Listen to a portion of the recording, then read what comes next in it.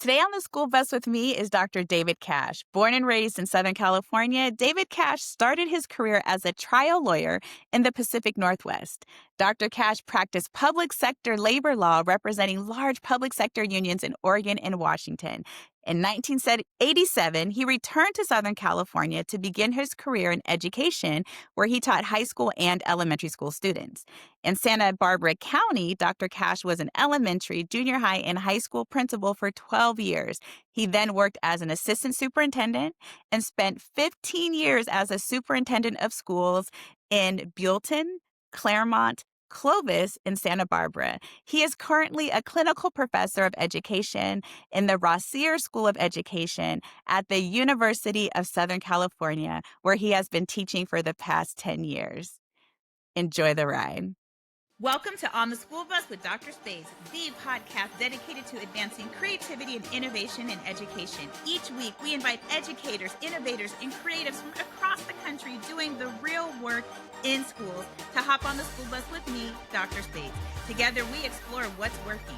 Whether you lead from an office, a classroom, or anywhere in between, this podcast is your vehicle for creative ideas, bold leadership, and strategies that have been put to the test where it counts in schools. Because our children, families, caregivers, and communities are counting on us to equip the next generation for success. Let's go. Welcome to another episode of On the School Bus with Dr. Spates. Today we have with us Dr. David Cash. Dr. Cash, thank you for being on with us today. It's a pleasure to be here.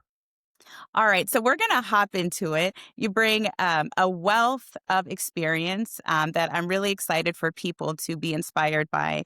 I have to tell everybody Dr. Cash is somebody, I kind of collect mentors.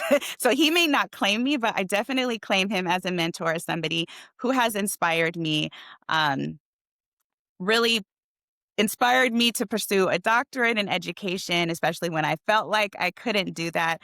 And he's somebody I'm always watching and taking notes from and listening to so that I can be a better school leader. So enjoy.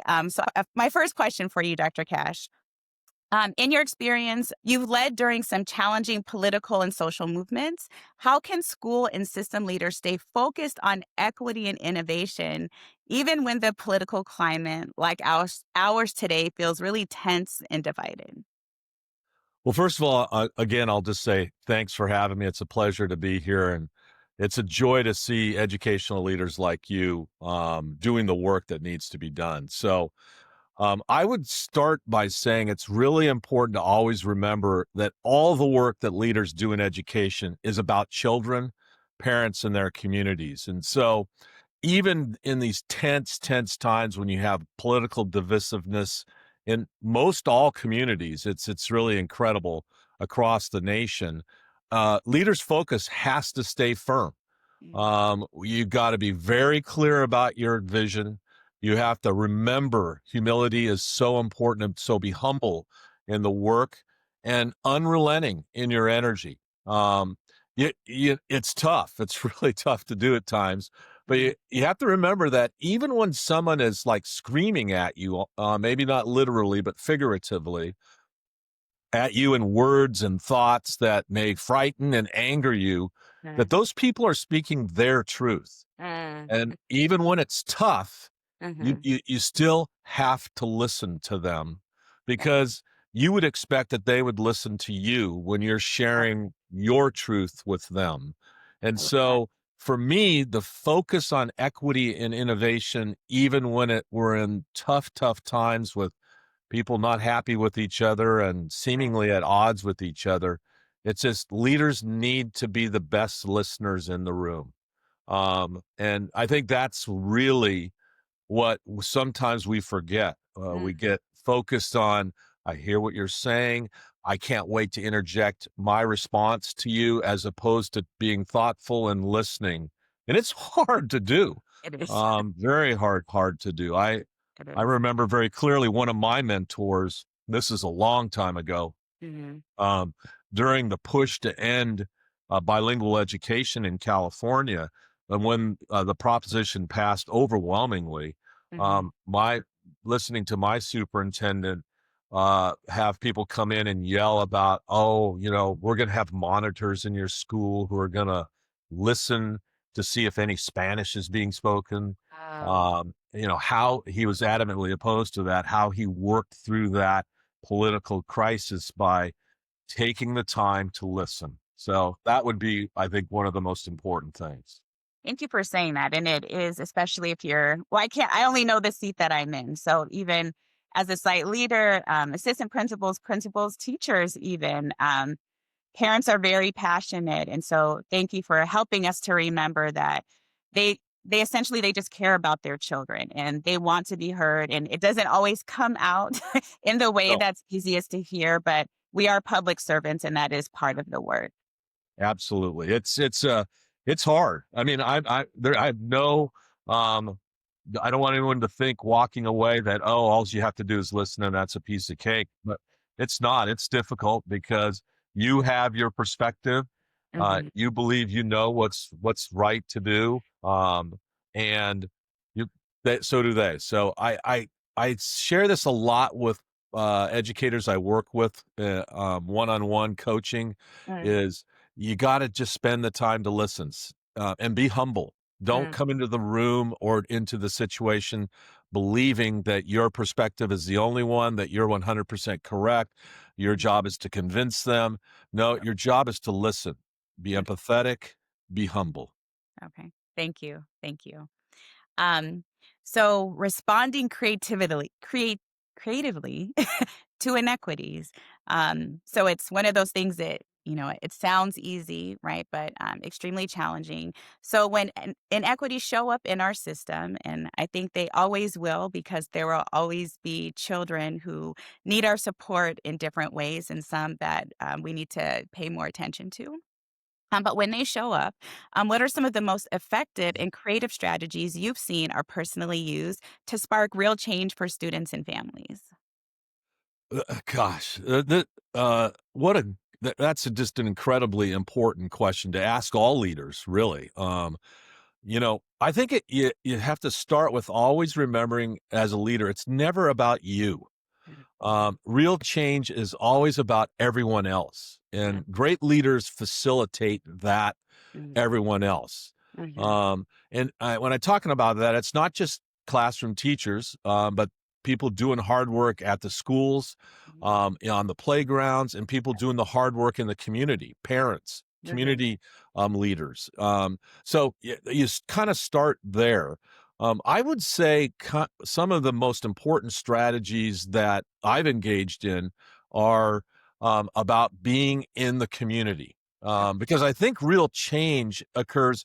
It occurs when you're dismantling oppressive systems and structures, Mhm. but it you can't just do that from the district office or from the principal's office. You have Right. to do that inside the community and be part of the Right. community. Right. And what that translates to is in my mind some simple things. Um, Meeting parents and community members in the community, at churches, at rec centers, in apartment buildings. I used to have some of my most powerful meetings inside apartment complexes in the communities in which I was fortunate to work. Okay. Um, but kind of a unique strategy that I started I when I love was a this, by the way. I'm so excited. I love that. Sorry to interrupt, no. um, but yeah, that just makes so much sense, because how can we dismantle systems or serve students and families when we think we know what they need, but we really don't? And so the best way is not, I don't believe in that, oh, build it, they will come. Like, no, let's go out. And so thank you for giving me a real practical strategy to actually go out and talk to people in a space where they're comfortable, because I think sometimes as school leaders, guilty myself, it's like, oh, we would like more parents at this meeting. How come they don't come? But it is arrogant. Why don't they come to our space? Versus let's make it easy for them while they're, in their environment, taking care of their family, to just go to them. So thank you for that. Thank you. Yeah, and what's incredible, um, so two strategies I want specific strategies I want to share that just I reflect on them and I give myself the big kind of like duh. Um, the first was, and I did this every year I was a principal and every year I was a superintendent. Okay. I would have before when teachers returned to work. before we did any quote professional learning or culture building, we would put all of our teachers on our buses and Yeah, we would take them to the communities that they served, literally drive down the streets, that's get awesome. out. If they saw students, we would get out of the bus and say, "Hey, how was your summer?" Yeah, Um, to me, too that's awesome. many of the people who do the hard work, teachers, classified staff, Yes. in classrooms, on the playgrounds, in the hallways, Mhm. in our offices, don't a lot of us didn't work in the communities that we Yeah, served, and so right. didn't really understand those communities. Or So live. Or it, live. it was it was so Yeah. powerful. I remember the first time I did it, and we drove through a trailer park Mhm. in right near Isla Vista in Goleta. I was a junior high principal in Santa Barbara County, and I had teachers say, "I had no idea my students lived like this," Mhm. and I was shocked. I was like, "Wow," Yeah, but it's such a inexpensive mind opening activity for teachers to be in the bus, see the neighborhoods, and we would get out of the bus, talk to kids, talk to parents. Hey, well, we're looking forward to seeing you next week. I love it. I love it. It was a great strategy. That was one. Nice. Another strategy that worked really well was in a community where I had a principal tell me over and over and over again, I can't get my dads. It was a predominantly black community. I can't get my dads to come to school, and I said, well, uh, you know, that can't be the end of your strategies. Where are those black Right, dads? right, right. Um, and I said, he was a black man. I said, well, what are you doing on the weekend? He goes, well, I go to the barber. Yes, I like that's what I go was thinking. I go, "Okay, well, next Saturday, me and you, we're going to the barber I shop." love it. I love So it. we went to the barber shop. There was like 4 dads in there, I love started it. talking to I kinda stood back. Mhm. He engaged with them.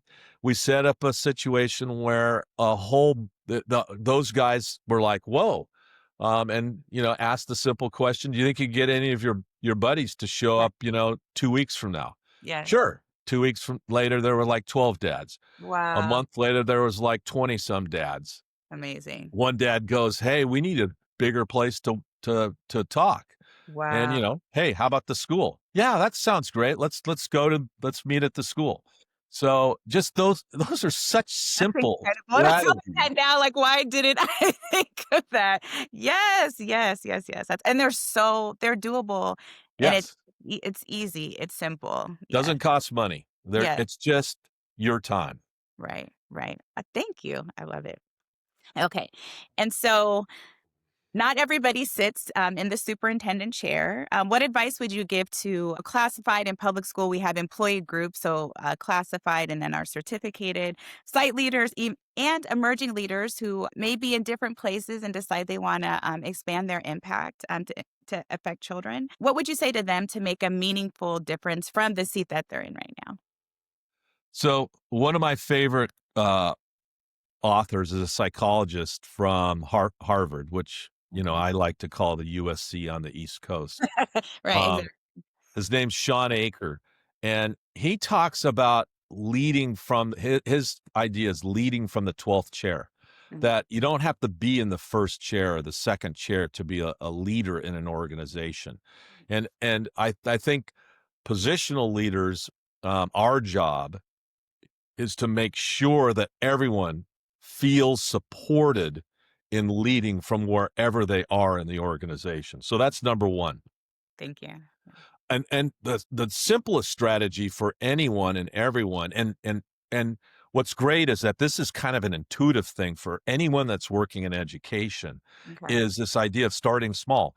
Mm, Just one kid, mhm, one colleague, mm, one event, and mm, be successful in that, feel success. I yes. had a custodian at when I was an elementary school principal who he said, "Gosh, I think," and he named a kid. I don't think he has lunch, and so I've been sharing my lunch with him, Mhm. and he goes, "Would it be okay if I like brought lunch for him?" And I Oh, I go, sweet. "Yeah, why don't you hang out with him, find out more about him?" Yeah. Be his mentor. So it turned out he was a kid whose parents were undocumented, spoke only Spanish. Mhm. He was new to the community. Um, so I always say start small and Okay. then leverage those small successes Mm, into bigger successes. And mhm. here's where we don't do a good job as positional leaders, Okay. and that is bringing those small success stories into the framework of our organization by like having them share what they're doing. Like, okay, I've got a great teacher that's has these unbelievably creative units that Yeah. she has designed that really are about um, supporting and making certain that every student's identity is Mhm. respected, understood, and shared in the classroom. Mhm. Um, but you can't just leave it there. You can't have just one island of excellence. You've got to Right. take Right. that great experience, bring her into the organization, share, Mhm. support the sharing, and then Mhm. support that change occurring in other classrooms throughout the school. But Yeah. positional leaders don't take advantage of the informal leadership that exists all around the campus Very in true. our classified staff, Very um, true. which, as you know, as a successful principal, you cannot do your job Mhm. unless your classified staff is on board with the work that you're engaged in. Right. And I even would say too, we can't even meet the needs of the students on our campuses and our communities if we don't engage everybody and make them comfortable so that we'll create a space where they feel comfortable using their strengths and using their gifts. And now, even with social media, it makes it easy to highlight teachers and practices. And listening to you now too, I'll do weekly announcements just really quick on Zoom for video, but you sharing that made me even think about changing how I do that so that I can focus on a teacher and what is actually happening in the classroom. Or one of our awesome techs at our site, he mentors students who he feels they have similar backgrounds and could use a really positive male figure, but really highlighting so people understand what's happening, because I feel like sometimes as a school leader, policy happens to us, because people think they know what's happening in education, but maybe that's because we have to get better at telling them all of the great things that are actually happening in our systems and at our sites. Yeah, I what having hearing what you just said reminded me of my head gardener when I was a high school principal, Mhm. who I'll never forget asked me, he goes, "Would it be okay if I, like, had 3 or 4 of these guys who don't have any place to go after school? I'll they can just, help me, they wanna help me." Yeah. Um, and he became an incredible role model.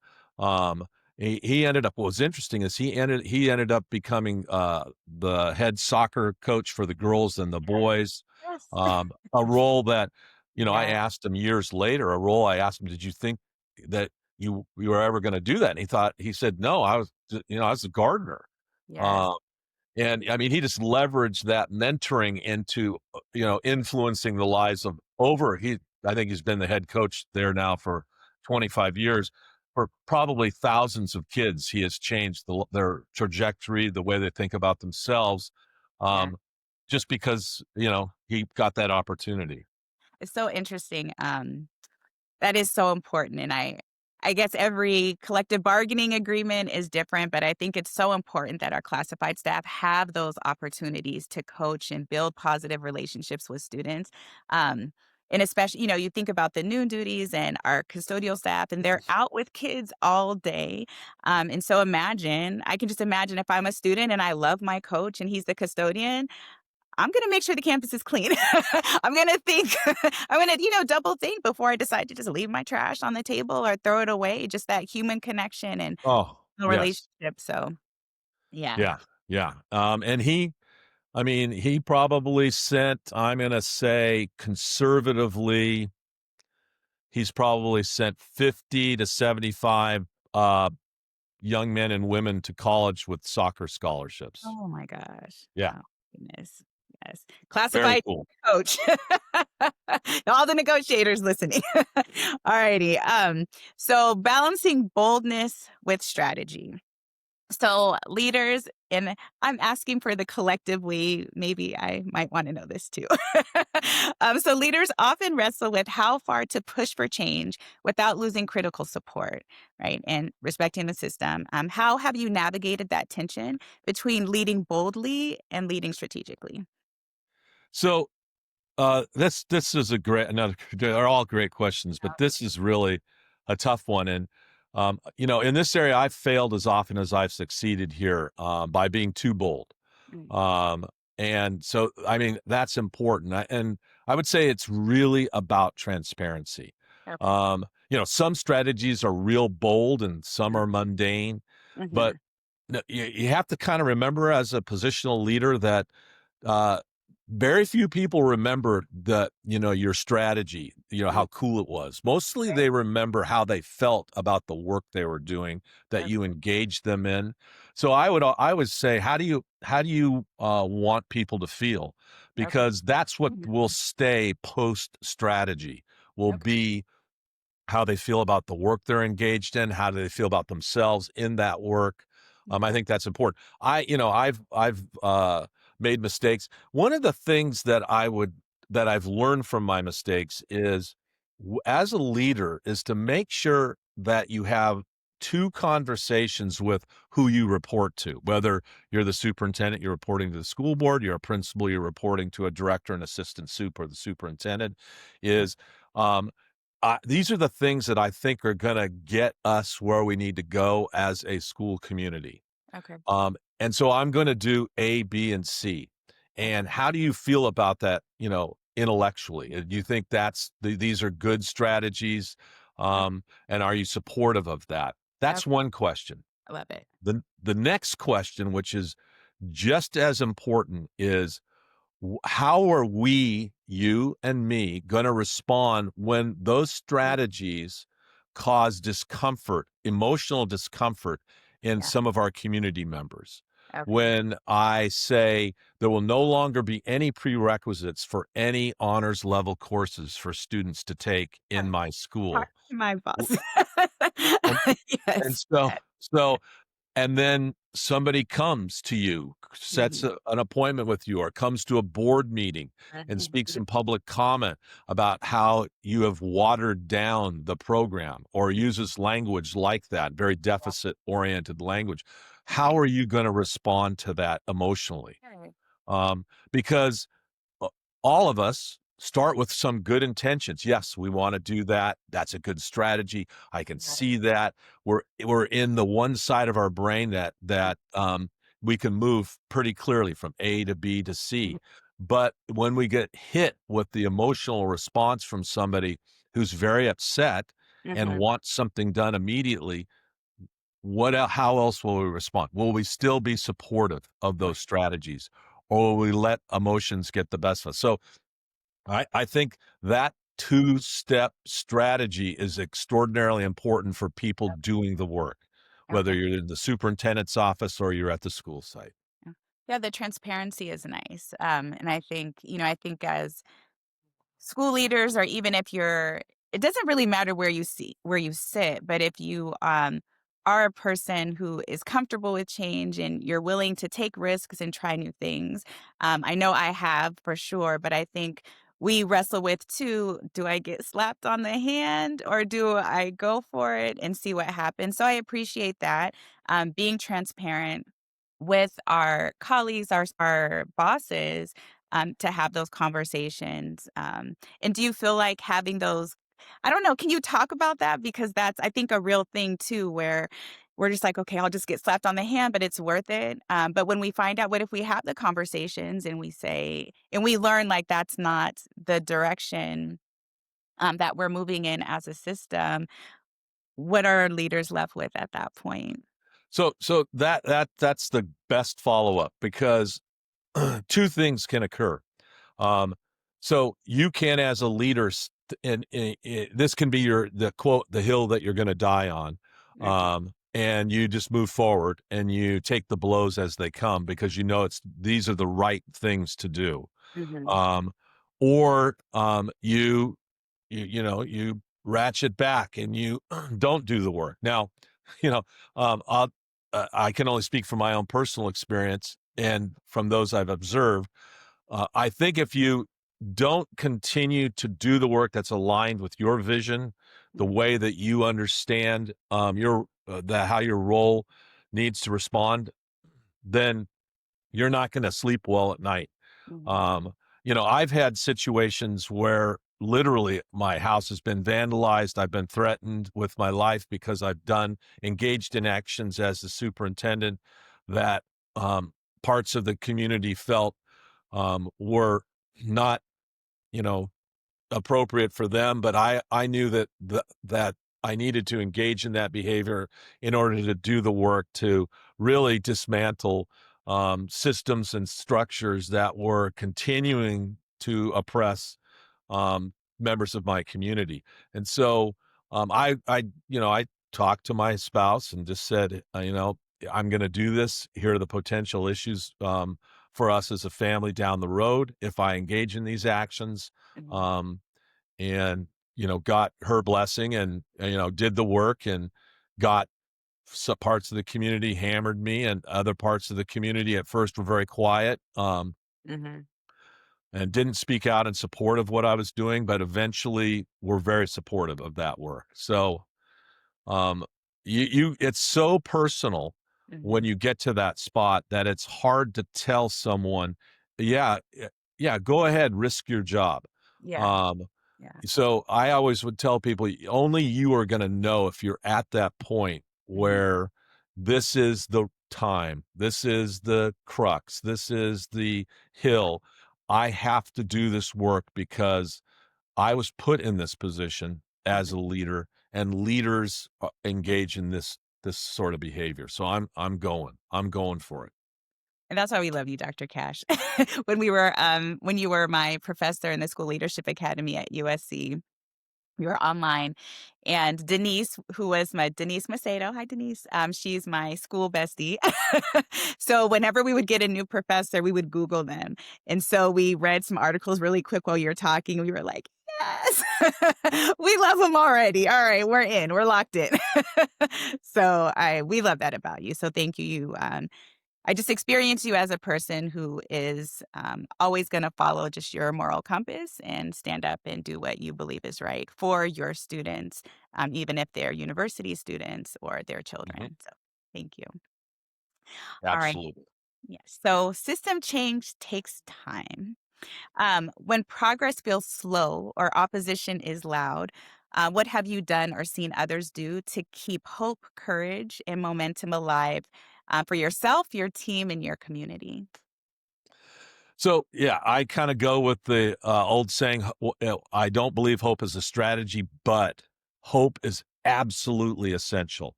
Hmm. And so I think leaders have to stay positive, Yes. always talk first about the good work that's happening. Mm-hmm. And bring and not your good. I mean, please don't. It's not about you. Yes. Always remember that it's not about you. Yes. It's about others in the organization. So always talk about the good work and make sure that the good work is out in front of you, out in front of everything that gets done. And then I would always say, always use the faces, not literally, unless it's appropriate, Mhm. of the students in your organization, Ah, and okay. and and never focus on numbers. I mean, it'd be numbers are important, but Yes, no they one, are. Yes. no one in your organization went to work and does all that hard work Yeah, for numbers. absolutely. They do it for the children, their parents, and the community. And so, while you got to talk about numbers, what's Yes. infinitely more important and what sustains hope, what gives people courage, what Mhm. keeps the momentum going is a focus on children. Yes. The faces of the kids Mhm. throughout your organization are why people get up and go to work every day. Why a Abs teacher in a classroom is willing to spend time after school, before school, during lunch, Yes. thinking of new strategies, why a custodian will take the time to put his or her arm around a student. Mhm. Are you having a bad day? Are you having a good day? How can I help you? What do you need from here? I mean, Yes. those are all simple, seemingly simple events through a child's day, but they can be life changing, life forming. And that's why people are educators or in educational organization. And that's what gets them to come back to work every day, what gets them to feel good about their job, and Mhm. what gives you as the leader courage to continue pushing forward and doing that work is because it's about the kids. Absolutely. As soon as we forget that, we're Yeah. in trouble. And I think too, when we're doing that, and our focus, we are focused on the kids. I feel like we do start to see it in the numbers. And so the numbers, that's not what we aim to change necessarily first. Um, Except I do think about like academic data. So that's, because they're here to learn, right? Right. But I do feel like we do see positive changes in some of those other metrics when we are acting with heart and we care and we're focused on the right work. As you know, the research bears that out completely. When a kid feels like school's a place for them, Hmm. anything can happen. Right. And Right. so the only way they feel like that is if they feel seen, known, and understood. Right. And we have to give as a leader, we have to recognize that and give as much opportunity for that to occur. And then, very importantly, we have to recognize that when we see it happening. Thank you for that. That's key. Nice. And you alluded to it, and so you can always tell me no. But I want to talk about, you mentioned earlier, and I should have asked them, like the risk versus impact. Are you comfortable sharing a little bit about maybe like an example of a situation, a specific example of a situation where you took a risk in order to impact more children in your a community in a positive way? Sure. Well, I mean, probably the one that's most famous was on the cover of the LA Times when I quote canceled Thanksgiving. Oh wow. Uh, and and I was the superintendent in Claremont, and we had a 50, I believe. I don't remember the numbers. I'm going to say 50. It could be a longer. It's an old district.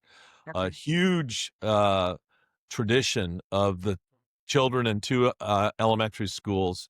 One group being the indigenous population, and the other group being the colonial settlers, coming to visit the schools in exchange, and they would for years, they dressed the indigenous students up in costumes that were not representative of the indigenous people that lived in the area where the first European colonists arrived. And so it was a huge disconnect as to how the event occurred.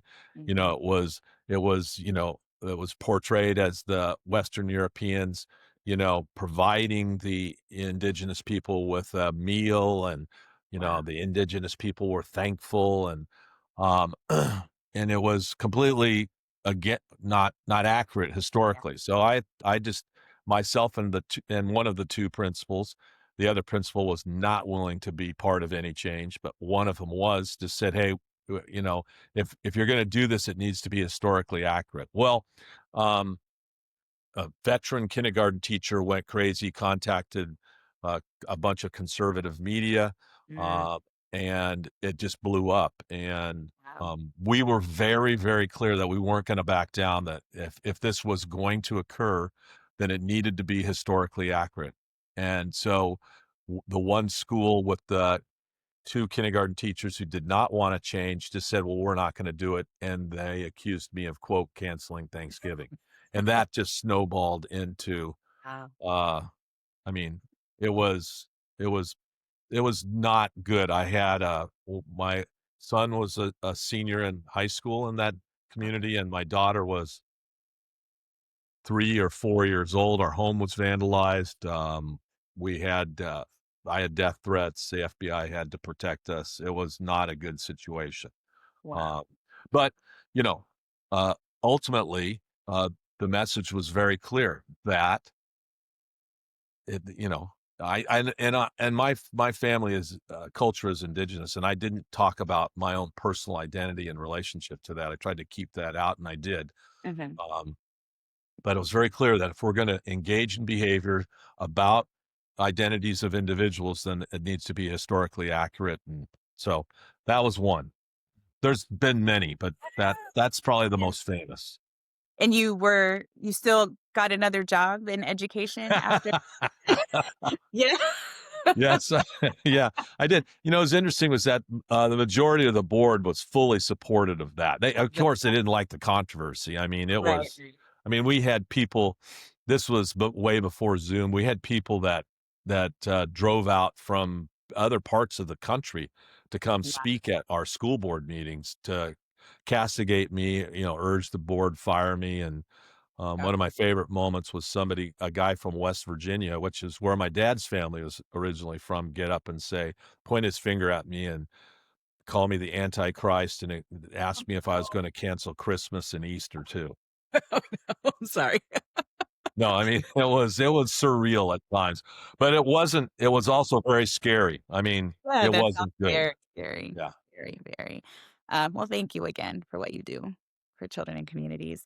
And before I ask you my last question, I have two just softer questions, but very important. What are you reading right now? Because when you taught me one of the books that was really career changing for me was Big Potential by Sean Aker, and you mentioned that earlier. So tell us what you're reading so that I can grab it. So I'm reading right now Max Bennett's A Brief History of Intelligence, Okay. which is really a thoughtful book, and I've read it once, and I'm going back through it again right now. And I what I enjoy most about it is he's really looking at artificial intelligence and how that fits in kind of the history of human intelligence. And it's just fascinating. It's good reading. I mean, great reading for someone in their seventh decade. Great reading for someone in their second decade. Okay. It's not difficult, Okay. um, but it's very thought provoking. If you happen to have it around, are we able to see the cover just Yeah, because I it's have so it cool? All here. Here it is. right, awesome. All right, thank you so much. And then um, everybody, I think, who works in schools, it's hard to turn off. We go home thinking about our children, our colleagues, ideas, things that we want to try. What have you done to sort of turn off when you come home so that you can relax and be with your family? Yeah, that's an important strategy to develop sooner than later in leadership in education because it is a 24/7 Mhm, brain mhm, activity. I think the most important thing is to find a way to reflect, mhm, be quiet, whether that's in the car, whether that's a walk around the block, whether that's writing, mhm, physically, motorically writing or typing, mhm, um, but find a way to be quiet. I always found it was helpful to empty my brain. mhm, mhm, Um, just if I had something that I was ruminating about, to just go, go, go, get it all out, and then that would allow me to go, okay, I've done that. I'm done with that. But it is hard. And kind of the easy way out answer is make sure you have a really good partner. yeah, Um, Not everyone can yeah, have that or wants that. I realize that, but for me, that was really important.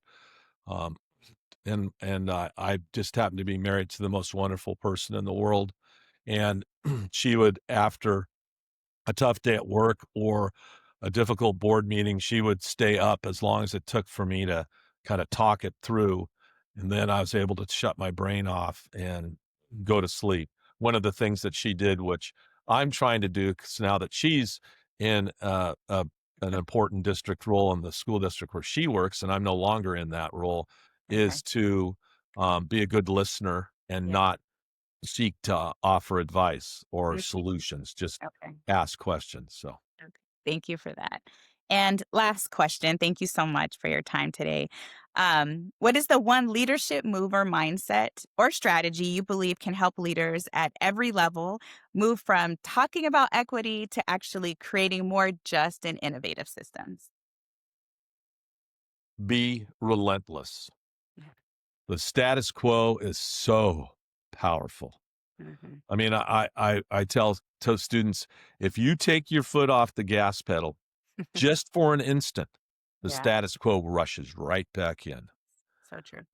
And so you have to be relentless. Now, relentless, you can be like the tide, go in and out, be steady, Mm, never letting go. mm, That's great visual of being relentless. yes. You can be relentless like a wave.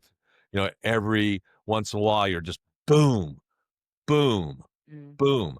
Or you mm, can be relentless, kind of like the wind, where you can be constant, just a gentle wind, or mm, you can be, relentless all the way to a hurricane. But being relentless is the most important strategy on equity because our system is built upon a culture that no longer exists and mm, is supported by a small group of people. And so in order to change that, we all have to be mhm. relentless in change. So that would be it. All right. Thank you so much for your time riding with me on the school bus today. And thank you so much and fight on, Dr. Cash. Fight on. Have a wonderful day. All right. You too. Bye bye. Bye. Thank you for listening to another episode of On the School Bus with me, Dr. Spates. May you continue to find joy in the work you get to do each day. Take care of you, and most important, act with courage because one changed life has power to change generations. See you next episode.